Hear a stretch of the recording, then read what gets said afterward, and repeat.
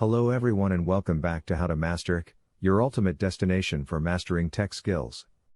If you haven't already, make sure to hit that subscribe button and turn on notifications so you won't miss any of our upcoming tutorials.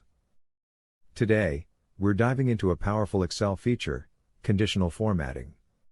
Conditional formatting allows you to automatically apply formatting such as colors, icons, and data bars to a range of cells based on their values. So, let's get started. Step 1. First, open your Excel spreadsheet and select the cells you want to apply conditional formatting to. You can do this by clicking and dragging your mouse over the cells. Step 2. Next, navigate to the Home tab in the top menu. Step 3. In the Styles group, you will see an option called Conditional Formatting. Click on this. Step 4. You'll now see a drop-down list of conditional formatting options.